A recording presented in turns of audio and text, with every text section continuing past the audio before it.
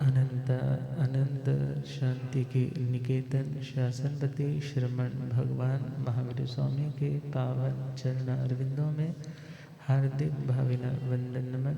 मेरे अंधेरे जीवन को रोशनी प्रदान करने वाले परम उपकारी आगम ज्ञान के भंडार आगम ज्ञाता आगम पुरुष जिन शास्त्ररत्न हिमाचल के श्री उपाध्याय भगवंत श्रद्धे गुरुदेव श्री जितेंद्र मुनि जी महाराज साहब के पावन चरण कमलों में हार्दिक भावना वंदन नमन।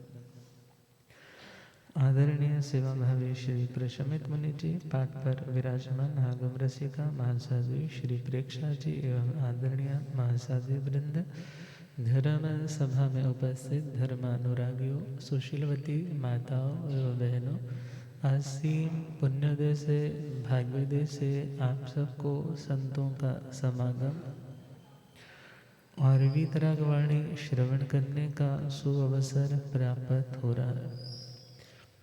श्रीमद् समवायम जी सूत्र 32वां समवाय 32 योग संग्रह सुनाए जा रहे हैं और वो 32 ऐसी अनुपम अनमोल प्रीशियस बातें हैं कि जिन्हें सुनने से मन को समाधान मिलते हैं, जिसका आचरण करने से जिंदगी भगवत तुल्य बनने का पूर्ण निश्चय है। तो उन 32 बातों में हम आज संवेग के ऊपर चर्चा कर रहे हैं। संवेग अर्थात सम्यक गति।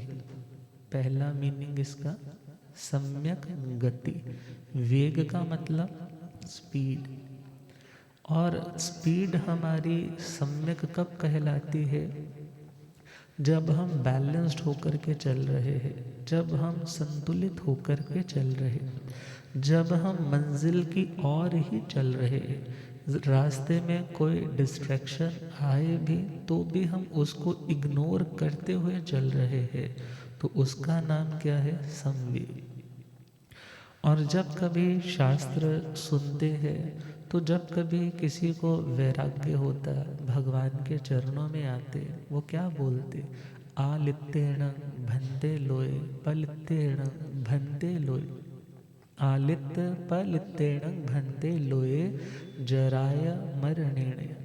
कि हे भगवान, ये संसार जल रहा है, ये संसार, घर में आग लग जाए तो व्यक्ति सबसे प्रीशियस चीज़ को बचाने की कोशिश करता है। ये थोड़ा ही वह व्यक्ति मिक्सी उठाएगा, जूसर उठाएगा, वो तो देखता है मेरी तिजोरी कहाँ पर है, मेरी ज्वेलरी का सेट, मेरा वो वाला सेट, वो चीज़ें, रजिस्ट्री के पेपर, वो तो उठाते हैं, मगर छोटी मोटी चीज़ों की और कोई ध्यान नहीं दिया जाता। जिस प्रकार घर में आग लग जाए, व्यक्ति सार चीज़ को सेफली निकाल करके बाहर आता है, ऐसे ही हे भगवान, संसार में आग लग रही है। आलित्येण मीन्स ये लिप्त है, किससे? अग्नि से। पलित्येण विशेष रूप से प्रदीप्त है। आलित्येण भन्ते लोय पलित्येण भन्ते लोय। आलित्य पलित्येण भन्ते लोय मीन्स हे भगवान, ये दुनिया बहुत ही भयंकर आग में जल रही है। और वो आग कौन सी है? बुढ़ापे की, मृत्यु की, कषायों की, वासनाओं की। कोई है जो बचता है? कोई है जो बचता है? मीन्स संसार में रहते हुए ये आत्मा को फेस करना ही पड़ेगा, बुढ़ापा भी और मृत्यु भी। और संसार में रहते हुए कषायों का भी तो कितनी अग्नि, क्योंकि कसाया अग्निणो वुत्ता, भगवान तो फरमा रहे हैं, क्रोध भी आग है, अभिमान भी आग है, माया भी आग है और लोभ भी आग है।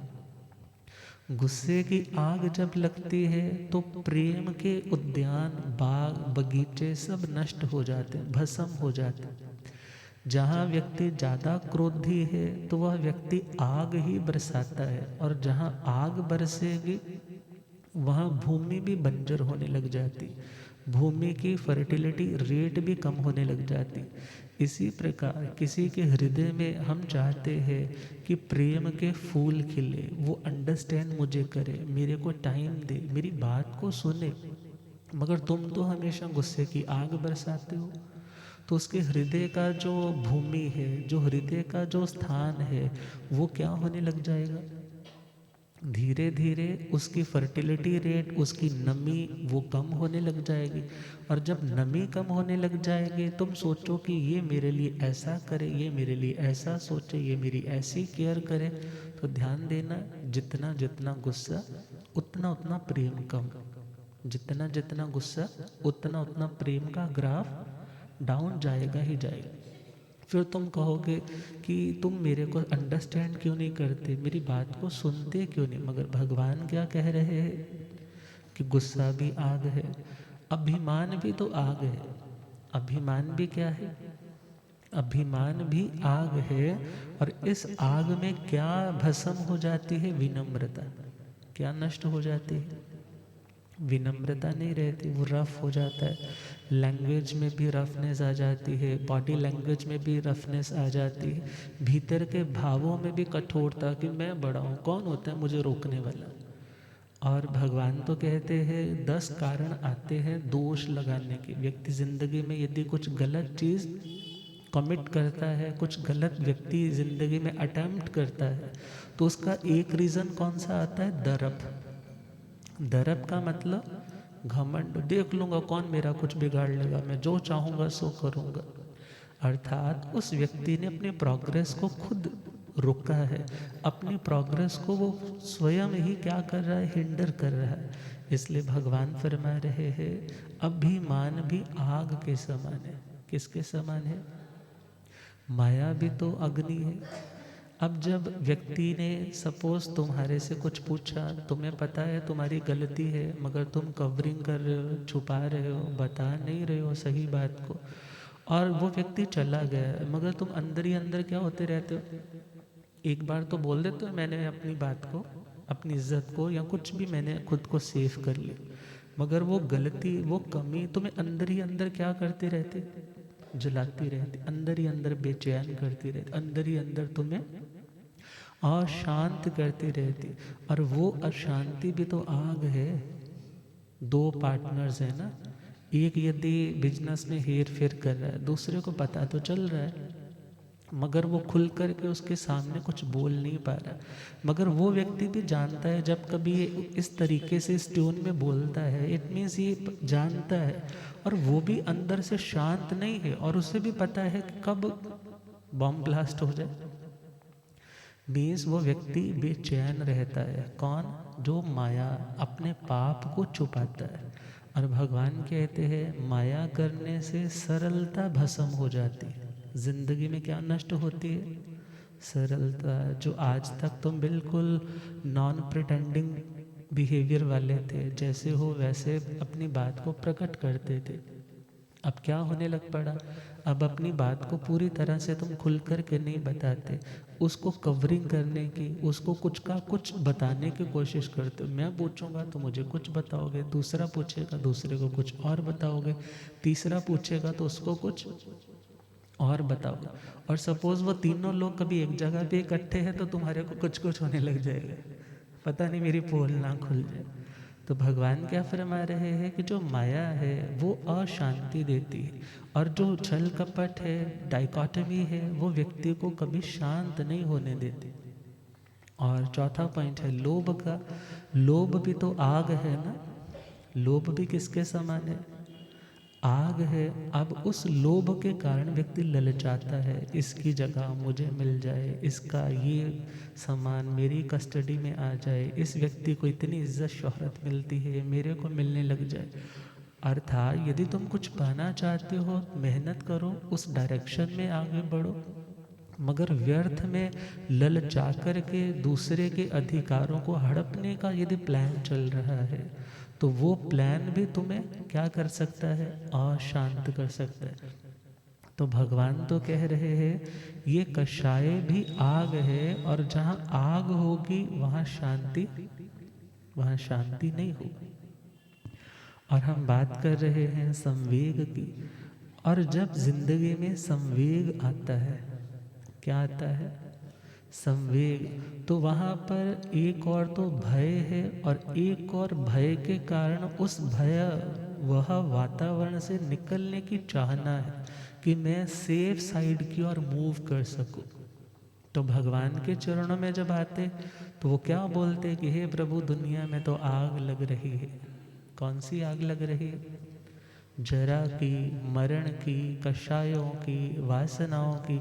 ऐसे में आत्मा की जो फंडामेंटल प्रॉपर्टीज है, आत्मा का जो अपना निजी धन है, उसको भी क्या हो रही है? प्रॉब्लम। मीन्स मैं अपने स्वरूप के साथ जुड़ नहीं पा रहा, मैं अपनी आत्म शांति को मेंटेन नहीं रख पा रहा।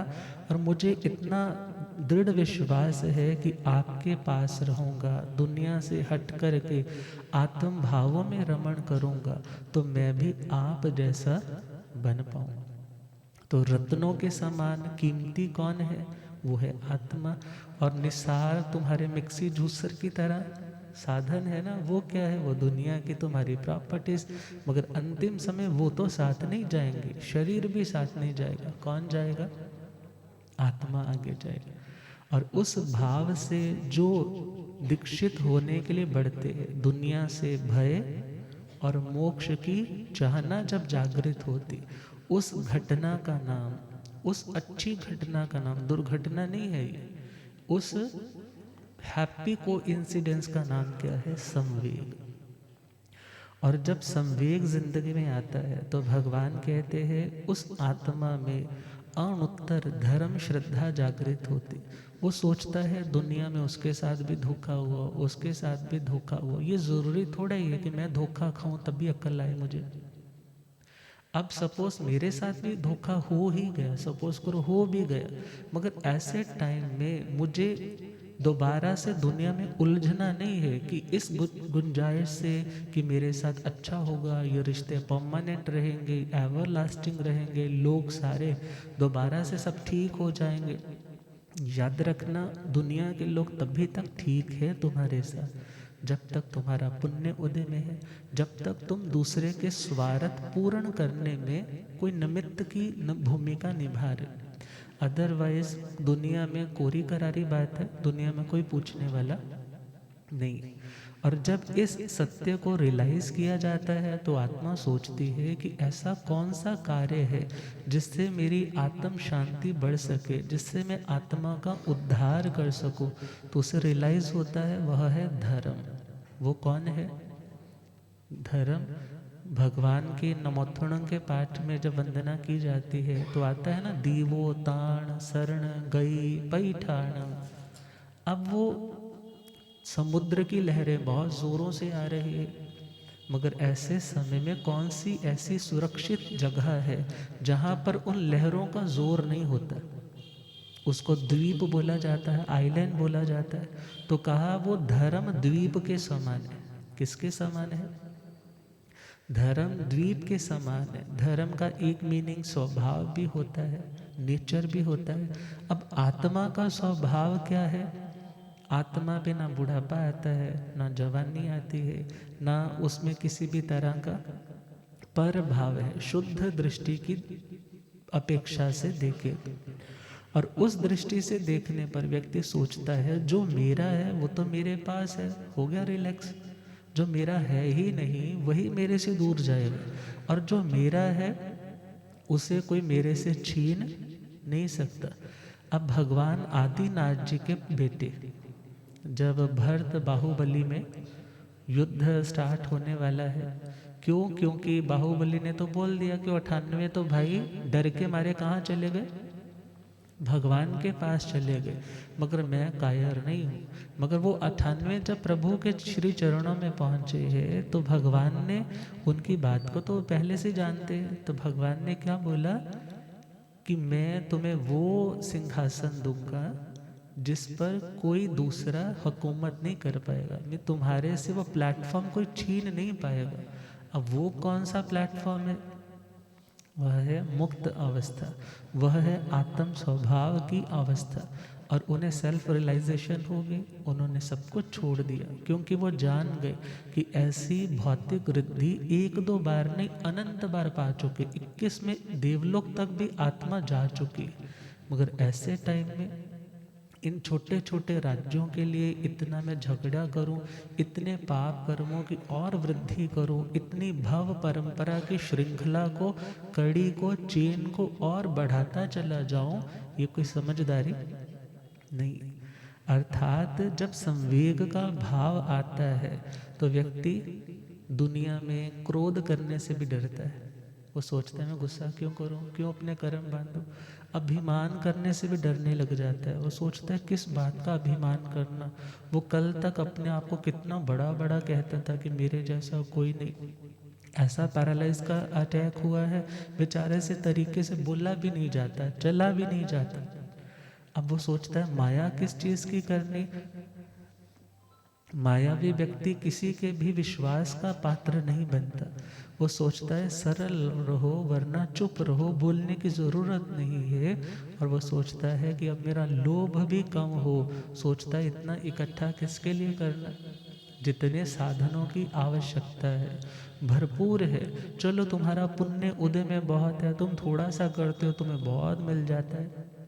तो ऐसे टाइम में तुम उस साधन को उन लोगों में शेयर कर सकते हो, अतिथि संविभाग व्रत को और पुष्ट कर सकते हो कि मेरे मिले हुए साधन मेरे पतन का नहीं बल्कि मेरे और ऊपर उठने का कारण बन सके। तो जब संवेग आएगा तो उस आत्मा के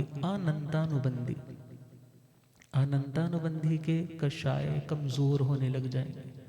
क्योंकि जब संवेग भावना आई तो धर्म के प्रति श्रद्धा आती। क्या आती है?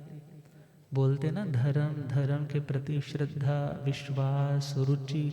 और धर्म के प्रति जब श्रद्धा, विश्वास, रुचि आती है तो वो व्यक्ति फिर दुनिया के भोगों में यदि आज तक रचा पचा था ना, तो अब उनमें से क्या होने लग जाता है?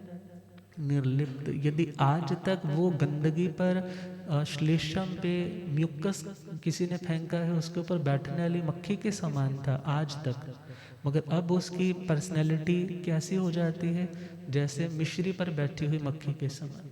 अर्थात वो दुनिया में बैठा तो है मगर दुनिया उसके अंदर नहीं बैठती। वो उन चीज़ों के लिए राग और द्वेष में पड़ कर के उलझता नहीं है, अशांत नहीं होता है। और जितना कुछ है उनके प्रति भी डिटैच होने का, असंग होने का अभ्यास करता है। जिसके अंदर क्या आती है? धर्म श्रद्धा आती। और धर्म श्रद्धा जब आई है, तीव्र उसका संवेग का भाव और बढ़ता है। वो सोचता है मैं जल्दी से जल्दी इन सभी दुखों से सदा के लिए पार चला जाऊं। तो उस भावना से उसके कषाय जो अनंत संसार का कारण है, अनंतानुबंधी मीन्स एक क्रोध दूसरे क्रोध को जन्म देता है, दूसरा क्रोध तीसरे क्रोध को जन्म देता है। ये चेन रिएक्शन जो चलती आ रही है उसको वो तोड़ सकता है। कौन तोड़ सकता है? जो कर्मों से, कर्म के विपाक फल से भी अब डरने लग जाता है। मुझे ऐसा दारुण, ऐसा भयंकर कर्म ऐसा मैं नहीं भोग सकता। भाई उसके ज़िंदगी में देख रहा हूँ ना, उसको तो लाइव देख रहा हूँ, उसने ऐसा ऐसा किया था, आज ही ज़िंदगी में उसे सब कुछ मिल गया, मगर मैं ऐसा कर्म नहीं करूँगा। अब जब जिंदगी में उसके कषाय मंद पड़ने लग पड़े, अनंतानुबंधी के वो क्रोध, मान, माया और लोभ जब उसके टूटने लग पड़े, और उसी के साथ तीन जो दर्शन मोहनीय की प्रकृतियां हैं। अब दर्शन मोहनीय में चले मिथ्यात्व मोह, सम्यक्त्व मोह, मिश्र मोह। अब मोहनीय कर्म क्या करता है? व्यक्ति को जानते हुए भी अनजान बना देता है, जानते हुए भी क्या बना देता है?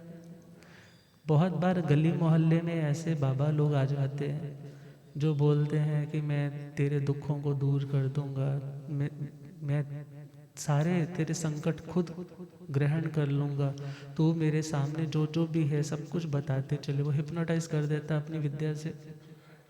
फिर बोलता है अच्छा मेरे को भाई मानना है ना, अच्छा अपने मेरे को ना अपने गले वाला क्या उतार के दे दे, ये चेन उतार करके दे दे, मेरे को अपने गोल्ड के कड़े उतार करके दे दे। वो सारा उतार उतार के देती जाती। अब 10-15 मिनट हो जाते हैं, साथ वाले तो खड़े हुए बोल रहे हो क्या कर रहे हो क्या कर रहे हो, वो बोलते मैं ठीक कर रही हूँ, कुछ गलत नहीं कर रही। मगर इतने में वो चला गया, 15-20 मिनट हो गए, एकदम से वो हिप्नोटाइज जो कर रखा था वो जैसे ही नशा उतरा, वो चिल्लाती मेरे कड़े कहाँ गए, मेरी चेन कहाँ गई। अब चिल्लाने से खोजता है, मगर खोजने पर भी वो व्यक्ति मिलता। ये अक्सर जिंदगी में घटने वाली घटनाएं।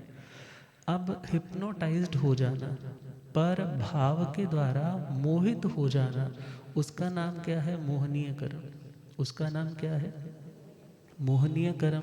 जैसे नशे की हालत में व्यक्ति डिसाइसिवली कुछ बोल नहीं पाता कि ये ऐसा है ये वैसा है, निर्णायक स्थिति तक नहीं पहुंच पाता, सही डिसीजन तक नहीं पहुंच पाता, उसको क्या बोलते हैं? ये अभी अपने आप में नहीं है, ये व्यक्ति अपना डिसीजन ठीक नहीं दे पा रहा। बहुत बार किसी व्यक्ति का किसी से लगाव बहुत ज़्यादा होता है। अब जब लगाव बहुत ज़्यादा है, सपोज बेटे का माँ से बहुत ज़्यादा लगाव है, तो घरवाली क्या बोलती है? ये तुम नहीं बोल रहे, ये कौन बोल रही है? ये तुम्हारी माँ बोल रही है। सारी पट्टी उसी की पढ़ाई हुई। अब जब कभी सपोज घरवाली के साथ कोई बात हो जाए, तो घरवाला भी क्या बोलता है? ये तू नहीं बोल रही, कौन बोल रही? जो फोन पे लगी रहती ना घंटों घंटों। मीन्स जब तुम किसी के अकॉर्डिंगली अपने स्टेटमेंट्स बदलने लग जाते, जब तुम किसी दूसरे के प्रभाव में आकर के अपने स्वभाव को छोड़ देते, सही डिसीजन नहीं ले पाते, सही सोच नहीं पाते, वो दशा कौन सी है? मोह की दशा। कौन सी दशा? मोह की दशा। अब मोह के दो टाइप होते हैं। एक तो है सिर्फ मान्यता, मेंटेलिटी, एटीट्यूड, नजरिया, दृष्टिकोण, और दूसरा है प्रैक्टिकली उन चीज़ों को आचरण का रूप, एग्जीक्यूशन का रूप, ट्रांसलेशन का रूप दिया जाता है। जहाँ पर किसी चीज़ को तुम जिंदगी में आचरण का रूप देते हो, उसका नाम तो है चारित्र। में सही जिंदगी में इम्प्लीमेंटेशन करने से जो तुम्हें रोकता है, सही जिंदगी में आचरण होना चाहिए मगर वो नहीं हो पा रहा, उसका रीजन कौन है? चारित्र, मोहनीय कर्म। उसका रीजन कौन है? और तुम सही सोच नहीं पा रहे हो, सही तुम्हारे को सही चीज का तुम्हें ज्ञान नहीं हो पा रहा, तुम अंडरस्टैंड नहीं कर पा रहे हो, सही और गलत में तुम भेद नहीं कर पा रहे हो, उस दशा का नाम क्या है? दर्शन मोह। उसका नाम क्या है? दर्शन। अब दर्शन मोह के भी 3 टाइप्स आ जाते हैं।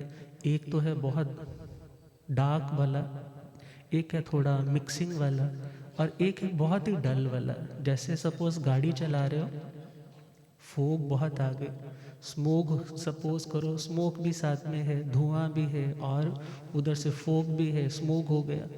अब इतने में सामने से कोई चीज़ आ रही है, तुम्हारी विजिबिलिटी क्या है? कभी कभी तो विजिबिलिटी ज़ीरो, कभी कभी तो थोड़ी सी धुंध ऐसे हटी, थोड़ा सा दिखा, पूरा नहीं दिखा। उसकी दशा क्या होगी? मिश्र। और जब कभी धुंध बहुत लाइट है, लाइट क्या ना के बराबर है, मगर फिर भी कुछ अस्तित्व में है, उसका नाम क्या हुआ? सम्यक्त्व। अब सम्यक्त्व वाला सबसे प्योर वाला है, मगर फिर भी एक उसमें विजन को रोकने का कारण तो है, रुक सकती है यदि बढ़ जाए एकदम से। अब जब तीनों तरह की गाढ़े वाली स्मोक हट जाए, मीन्स मिथ्यात्व, मोहनीय, उसका दर्शन मोह वो हट गया, और यदि मिश्र वाला कहें तो मिश्र वाला हट गया, और यदि बिल्कुल ही लाइट वाला था, लाइट क्या जिसको हम देख भी नहीं पा रहे कि कोई पर्दा, कोई ऑब्स्टेकल, कोई हिंड्रेंसेस, कोई रुकावट, इनविजिबिलिटी आ रही है, तो उस दशा का नाम क्या है? सम्यक्त्व। अर्थात जब इन 3 कर्मों का या तो क्षय हो, या क्षोपशम हो, या उपशम हो। क्षय का मतलब हट जाना, क्षोपशम का मतलब कुछ हटना, छटना, कुछ अस्तित्व में रहना। और उपशम का मतलब अस्तित्व में है मगर प्रभाव नहीं है, अस्तित्व में है मगर उनका कोई प्रभाव नहीं। और जब संवेग भावना बढ़ती है तो आत्मा में धर्म श्रद्धा बढ़ती है। धर्म श्रद्धा बढ़ती है तो वो सोचता है इतने कषाय उग्र क्यों पालने। और जब कषाय मंद होने लग जाते हैं तो उस आत्मा को कैसी पर्सनैलिटी खिली कि वो नए कर्म ऐसे नहीं बांधेगा जिससे उसके कषाय बढ़े, जिससे उसका दर्शन का, चारित्र का, मोहनीय कर्म का आवरण उसके ऊपर आए। अर्थात उसका फिर सम्यक तो भी शुद्ध होने लग जाता है। क्योंकि गुस्से में तो सिंपली बोल देते ना, दिमाग ठीक नहीं काम करता। जब गुस्सा उसका ठंडा हुआ तो नज़रिया भी ठीक होने लगा। जब उसका घमंड थोड़ा शांत होने लगा तो अभी तक तो ईगो क्लैश के कारण कुछ भी गलत करने के लिए तैयार हो जाता था, मगर अब वो क्या हो, धीरे धीरे शांत होने लग पड़ा। तो दर्शन मोह की प्रकृतियां, उनमें भी क्या आया, उनमें भी गिरावट आई। और यदि सपोज वो तीनों क्षय हो गए तो उस आत्मा को शायिक सम्यक्तों की प्राप्ति, किसकी प्राप्ति, शायिक सम्यक तो आता है मगर जाता। यदि एक बार वो कोहरा, वो फोग, वो स्मोक एक बार सारी हट गई और आगे सपोज जो आपके शीशा है वो भी हट गया, आपको सीधा डायरेक्ट सब कुछ दिख रहा है, तो उस दशा का नाम क्या है, शायिक। दोबारा से कभी वो आएगा ही नहीं, क्योंकि वो फॉग किसी की भेजी हुई नहीं है, तुम्हारी ही इकट्ठी कर रखी है। उसका टाइम ड्यूरेशन है, कब कब आना है, कब कब रुकावटें डालनी है, मगर वो सारा हट गया, उसका नाम तो है शायिक सम्यक्त। और कभी कभी क्षायोपशमिक सम्यक्त तो है। अब क्षायोपशमिक सम्यक्त में क्या रहता है, उसमें मिथ्यात्व मोहनीय और सम्यक्तो मोहनीय, मिथ्यात्व मोहनीय और सम्यक्तो मोहनीय। थोड़ा सा मुश्किल है मगर ध्यान से समझोगे एटलीस्ट इतना तो पता चलेगा कि अपना जैन दर्शन कितना डेप्थ वाला है, इसमें कितनी फिलॉसफी से हम समझते नहीं है। और जब समझा नहीं है तो कभी इधर भटकते हैं, कभी उधर भटकते हैं, मगर समझ जब विकसित होगी तो जान पाएंगे कि ऐसा क्यों होता है। तो विचार करना है मिथ्यात्व मोहनीय और दूसरा सम्यक्तो मोहनीय। अब मिथ्यात्व मोहनीय कर्म का उस टाइम क्या रहेगा, प्रदेश उदय, क्या रहेगा। और सम्यक्तो मोहनीय का रहेगा विपाक उदय। इसको इजी समझते हैं, जब थोड़ी यंग एज आने लगती है तो पीठ पे छोटे छोटे दाने होने लग जाते हैं, छोटे छोटे दाने, पता भी नहीं चलता हुए कब हुए, थोड़ा सा हाथ ऐसे साफ किया और साफ हुआ। मगर उसी के साथ साथ जब कुछ ऑयली स्किन हो, कुछ इस तरीके के ग्लैंड सीक्रेट करने लग जाएं ऑयल, तो उस टाइम पस वाले फिंसियाँ होने लग जाती हैं। अब पस वाली है तो उसमें थोड़ा महसूस भी होता है, बाल तोड़ हो जाए तो उसमें और बहुत अनईजीनेस लगती है, वेदना भी होती है। अब यहाँ पर विचार करना है विपाक उदय का मतलब क्या होता है, जब वो अपनी एग्जिस्टेंस दर्ज कराए कि मैं आ गया हूँ। प्रदेश उदय का मतलब वो आया है मगर पता ही नहीं चला कब आया और कब चला गया। अब मिथ्यात्व मोहनीय कर्म का तो क्या होगा, प्रदेश उदय, क्या होगा, पता ही नहीं चला आया और कोई विजिबिलिटी में कोई खराबी नहीं आ रही, सब कुछ ठीक पता चल रहा है कि मैं आत्मा हूँ, मैं कर्म का करता हूँ, मैं कर्म का भोगता हूँ। मोक्ष है, मोक्ष का उपाय है, ज्ञान दर्शन चारित्र की साधना मोक्ष का उपाय है। आत्मा नित्य है, आत्मा अनादि है, आत्मा कर्म को करने वाली, कर्म का भुगतान करने वाली। ये सारा मेंटालिटी, ये सारा दृष्टिकोण, ये सारी मान्यता उसको वो स्वीकार कर रहा है। कोई उसमें हेर फेर, कोई उसमें कमी कम ज़्यादापन नहीं आ रहा। मिथ्यात्व मोहनीय कर्म का क्या है, प्रदेश उदय। और सम्यक तो मोहनीय का क्या है, विपाक उदय। विपाक बोलते हैं विपच्यते इति विपाका, जब फल पकता है उसका नाम क्या है? विपाक दशा, फ्रक्टिफाइड हो गया, अब अपना फल देने आया। मगर सम्यक तो मोहनीय हमारे उस दृष्टिकोण को मलिन। सपोज आपकी गाड़ी का शीशा पूरा, वाइपर भी आपने क्लीन कर रखा है, पूरा वो नीट एंड क्लीन है, और रास्ते में कोई फॉग भी नहीं आ रही है, ऐसे टाइम में तुम्हारा जो आगे वाला शीशा है वो तुम्हारी नज़र में बाधा नहीं डालता। ऐसे ही वो सम्यक तो मोहनीय कर्म भले उदय भाव में है, उसका विपाक उदय है, मगर उसके विपाक उदय होने के बावजूद भी तुम्हारी मान्यता में कोई बदलाव नहीं, तुम्हारी मेंटालिटी में कोई बदलाव नहीं, तुम्हारी श्रद्धा में ज़रा भी कोई हेर फेर नहीं है। जैसा सही है उसको तुम जान रहे हो और मान रहे हो। अब ये हो गया शायोपशमिक, और तीसरा है औपशमिक सम्यक्त्व। कौन सा सम्यक्त्व? उपशम का मतलब है एक डॉर्मेंट स्टेट होती है, जैसे अब सर्दियाँ पड़ रही है, श्रीनगर साइड चले जाओ, अन्य दूसरी साइड पे चले जाओ, वहाँ पर लेक्स जो है, बड़ी बड़ी झीलें हैं, वो जम जाएंगी।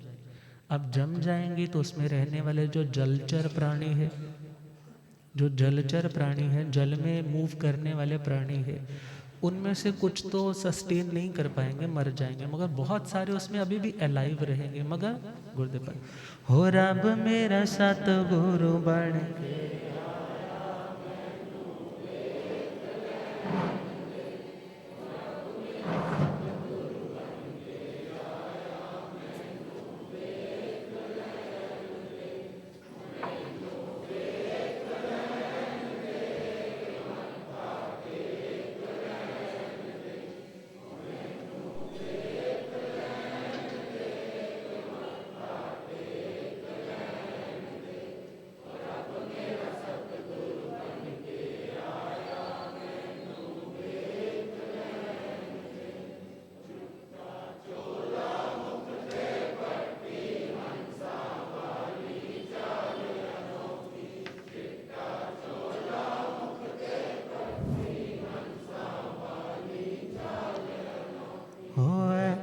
झुकदा है संसार मैनू, होए ते झुकदा है संसार मैनू, हो रब मेरा सतगुरु बन के आया मैनू। बोले आगम ज्ञाता आगम पुरंजन शास्त्र तंध हिमाचल केसरी उपाध्याय भगवंत श्रद्धे गुरुदेव श्री जितेंद्र मुनि जी।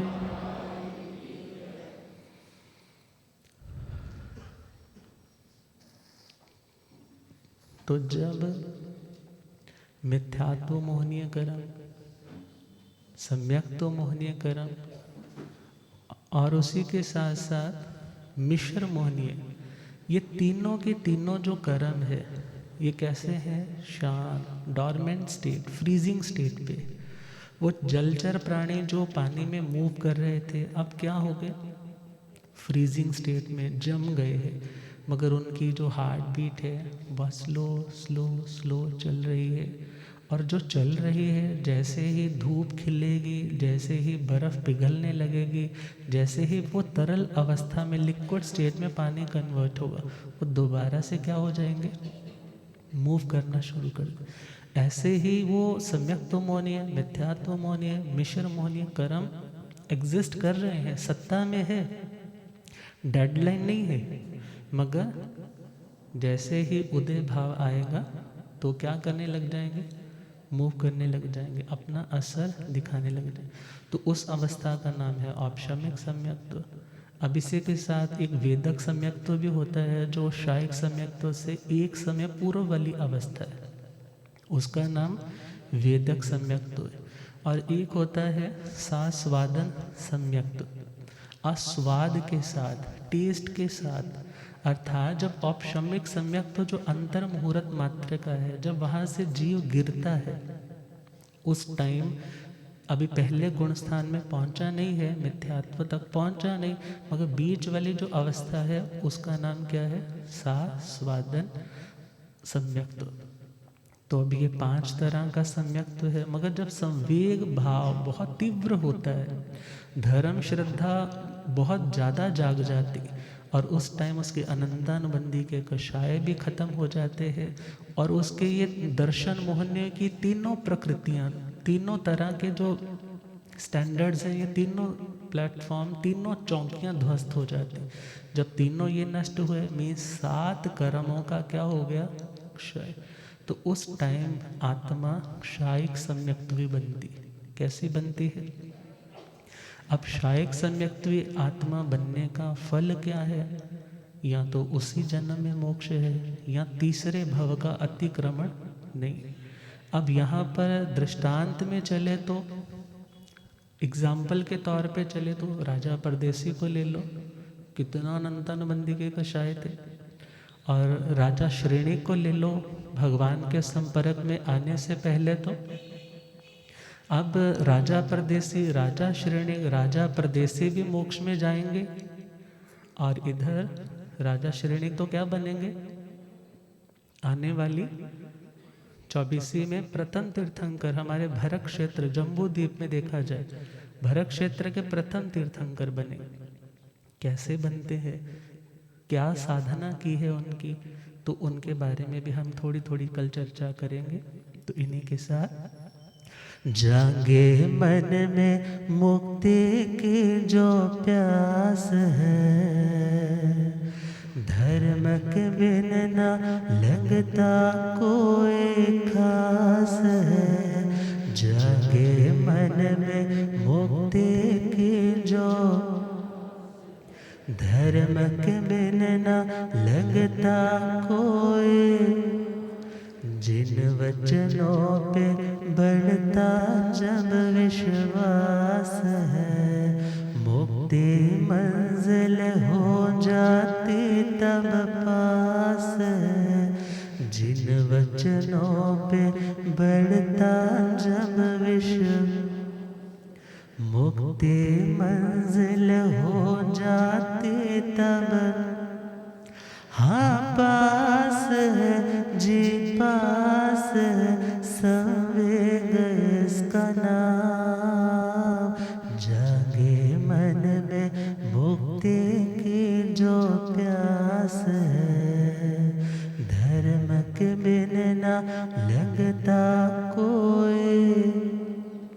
तो धर्म खास इम्पोर्टेंट, सबसे अपर लेवल वाला जब लगने लग जाए, प्रायोरिटी लिस्ट में सबसे ऊपर धर्म का कार्य जब लगने लग जाए, तो समझना तुम्हारे में संवेग भाव आ रहा है, और तुम संसार से किनारा करना चाहते हो। संसार के फिजूल के काम, कर्म बंध के कामों से तुम बचना चाहते हो, और तुम्हारी मुक्ति की वो अभिलाषा तुम्हारे अनंतानुबंधी कषायों को भी तोड़ेगी, तुम्हारे दर्शन मोहनी के त्रिक को भी तोड़ेगी, और तुम्हें क्षायक सम्यक्त्वी बनाने में कारण बन पाएगी। हम गुरुदेव कृपा करें इन्हीं भावों के साथ।